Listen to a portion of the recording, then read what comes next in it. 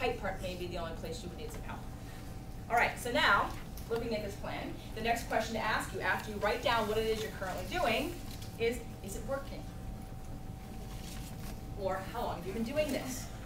One of my favorite clients who's in the book, and Fit to Love, because he has found his new partner for life after this whole thing's gone on. And when I first met him and had evaluation, he worked out 5 days a week. He did weights at the gym or weights in his garage 5 days a week. And I said, did you get any results? Because that's how, it's very easy for me to uncover where people need help, because we do this. And then they go, yeah, because oh yeah, I exercise all the time. How long have you been doing this exercise program? The same exact one. Oh, 5 years. Is it working? No. Do you see why? Okay, it's time to move it on. So to the next line, I want you to put on here what you can change. Like what? So if it's not working, what's the next step in adjusting it so that you can get some more results from it? And my recommendation is not to just forget everything you're doing and start over. Change one thing. Because if it's too hard, you won't do it. If you have a schedule and you like what you're doing, but it's not working, so just change one thing about it. Make it a little bit more intense. Spend a couple extra minutes. Do another 5 or 10 minutes. Increase the intensity. Add another day. You choose one thing. I have a client that she was 320, I think 320 when we started, and she lost 80 pounds in the first year. And her type for the cardio part was treadmill for 1 year. Treadmill, because it worked.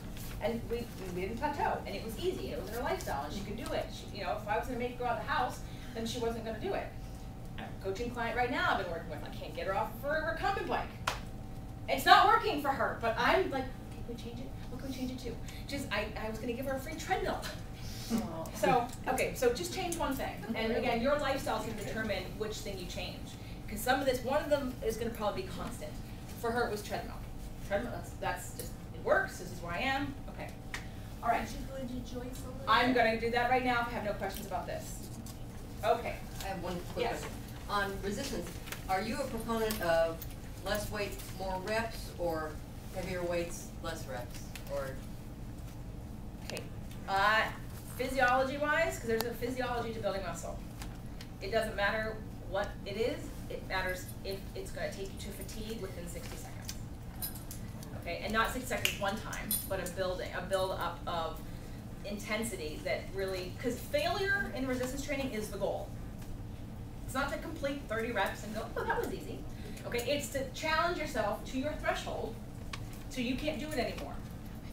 And it should, to build muscle, should be within a 60-second time frame for that set, but you're going to need multiple sets. So it isn't about heavy weight, big weight, big muscle, little weight, little muscle. That's a myth. In New York, the clients I had, it's funny because one of them, the more weight I put on a thing, the smaller she got. Okay, so because muscle, again, it makes you leaner. It increases your metabolism. You lose the fat and everything comes together. So I wouldn't look at it like that. Look at it as, is this hard enough for me? Am I getting the biofeedback? Okay, 5 minutes. Oh my gosh. Okay, joints. Okay, what joint do you want me to talk about? Knees. That was all right, your knee, quickly. Your knee experiences four kinds of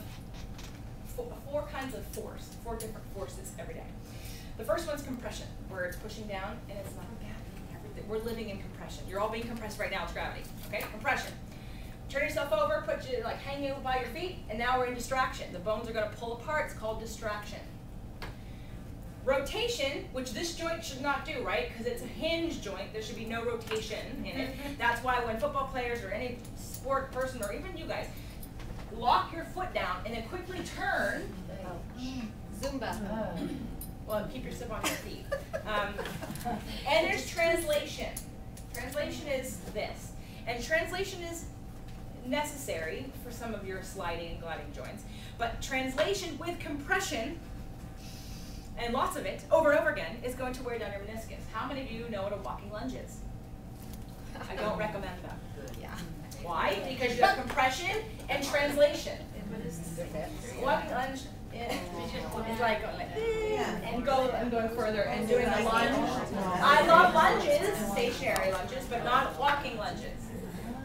because of the translation, because the force is concentrated on this, right? Because the pressure and momentum is moving forward, I'm compressing my joint, and I'm moving it forward, so now I'm wearing this down. So if you have knee problems, don't do walking lunges.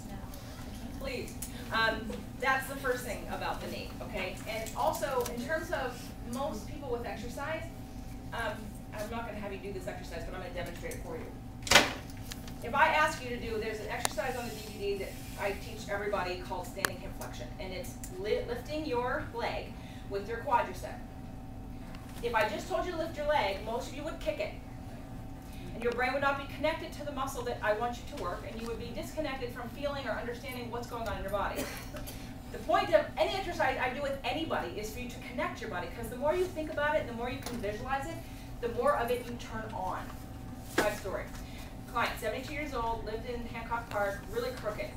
And I couldn't do any kind of like standing exercise with her because she literally looked like this.